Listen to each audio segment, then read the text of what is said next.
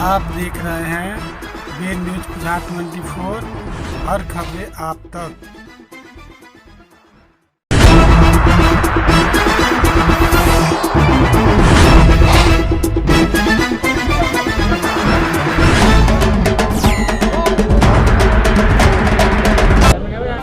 क्या नाम है आपका?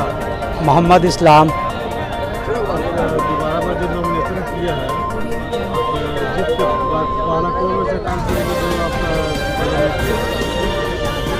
मैं वर्तमान में मुखिया हूं और फिर चुनाव में प्रत्याशी हूं। मैं यह लड़ाई सिर्फ मुखिया नहीं लड़ रहा हूं, मैं यह लड़ाई अल्पसंख्यक, अति पिछड़ा और दलितों के लिए लड़ रहा हूं कि आज दलित, अल्पसंख्यक और अति पिछड़ा के हकमारी के लिए जो लोग गलत ढंग से इस सीट पर कब्जा करना चाह रहे हैं, उन लोगों को नाकाम इरादे को नाकाम करने के लिए मैं चुनाव लड़ रहा हूं। और सबसे पहले मैं चुनाव जीतने के बाद मैं अपने जनता को आश्वासन देता हूं कि जो भी इनके हकमारी में लगे हुए हैं उन लोगों का नामो निशान मिटाने का काम करूंगा कि लोग दलित का हक नहीं मारें और दलित को कमज़ोर नहीं समझें। इस कमजोरी की लड़ाई को उजागर करने के लिए कि उनका हकमारी नहीं हो, मैं आवास से लेकर सड़कें, शौचालय तो हमारे पंचायत में आज ODF हो चुका है। 80% घरों में शौचालय उपलब्ध है, सड़कें बनी हुई है, नल जल का कार्य पूर्ण हो चुका है, सभी वार्डों में पानी चल रहा है। जो भी बचे खुचे कार्य हैं, जो भी सड़कें बची हुई है, आवास का काम जिनका घर अभी बाकी है, 612 लोगों का सूची पंचायत में उपलब्ध हो चुका है। चुनाव जीतने के बाद तुरंत ही मैं उन आवास को दिलाने का कार्य करूंगा और मुख्यमंत्री योजना के तहत 50,000 जो लाभ पैसा दिया जाएगा आवास को मरम्मती के लिए, वह प्रखंड विकास पदाधिकारी से मिल करके उन लोगों को दिलाने का कार्य करूंगा।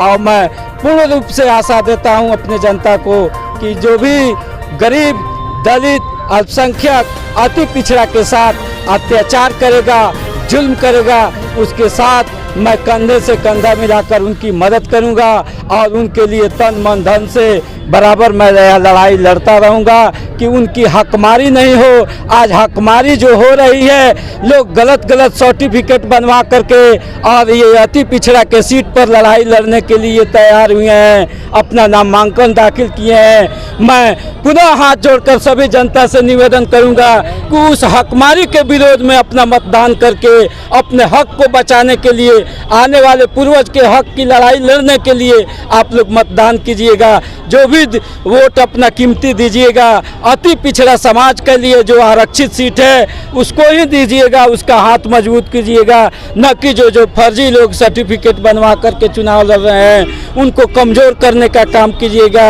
इन्हीं सब बातों के साथ एक चीज और हम पूछना चाहते हैं आपसे, आपके पंचायत में दबे कुचले लोग जिनको अगर जमीन नहीं है, भूमिहीन है, अगर उनको इंदिरा आवास दिया जाए, मैंने मिलना चाहिए, तो आपके पास से कोई इस तरह का है प्रोसेस जो CO से मिलकर वहाँ घर मजरूआ जमीन हो चाहे जो भी जमीन हो उनको मैंने इंदिरा आवास का लाभ मिले? इसका प्रावधान है हमारे यहाँ। इसका रैन बसेरा के तहत ग्राम पंचायत का आम सभा करके वैसे कि मजदूरों का नाम जिनके पास भूमिहीन है चयन करके पंचायत से भेजा जाता है और अंचलाधिकारी, जिला पदाधिकारी को भेज करके और रैन बसेरा के तहत उनको 10 धुर जमीन उपलब्ध कराएंगे और उस पर आवास का काम दिया जाएगा। मैं ऐसा किया भी हूँ। अपने यहाँ जो जटाहा ब्रह्म स्थान के पास लोग बसे हुए हैं, आम घर मजरूआ ज़मीन में बसे हुए हैं, पसवान टोली में लोग जो बसे हैं आम घर मजरूआ में बसे हैं, मैं करीब 35 लोगों का ग्राम सभा से पारित करके और उसका सूची पर अंचलाधिकारी को दिया हूँ और वह सूची जिला पदाधिकारी के पास रुका हुआ है। जैसे ही उनका अनुमोदन होगा सभी लोगों को पर्चा मिल जाएगा। अच्छा, एक चीज़ और बताइए। क्या विचार है आपका?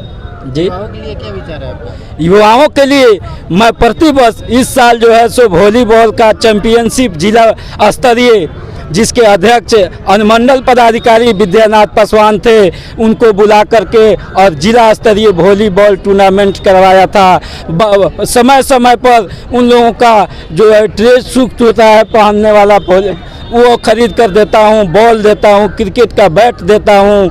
और पढ़ाई में जो युवा कमज़ोर पड़ते हैं, अपनी मदद मांगते हैं, उन लोगों को बराबर मैं मदद देता हूँ कि तू पढ़कर हमारे पंचायत का नाम रोशन करो। और वैसे बच्चियाँ जो पढ़ करके हमारे पंचायत में CRP BSF की जवान में भर्ती हुई है, मैं प्रत्येक वर्ष 26 जनवरी को उन लोगों के माता पिता को सम्मानित करने का भी कार्य करता हूं, ताकि हौसला बढ़े उन लोगों का और अपने बच्चियों को, बच्चे के साथ साथ बच्चियों को भी लोग पढ़ाएं और अच्छे से अच्छे पद पर IPS VPS और सेना में भर्ती कराएं। चुनाव आप लड़े थे और 2021 का चुनाव होने जा रहा है। इस चुनाव में यदि जनता आपको पुनः ताजपोशी करती है तो सबसे मेन पॉइंट आपका क्या होगा, प्राथमिकता वहाँ के जनता के लिए? वहाँ के गरीब जनता के लिए मेन प्राथमिकता होगा कि हमारे यहाँ जो आवास का सूची उपलब्ध कराया गया है, हम लोगों ने वार्ड सदस्य और हम लोग मिलकर 612 लोगों को आवास में चयन किया है, उस लोगों को आवास दिलाऊंगा।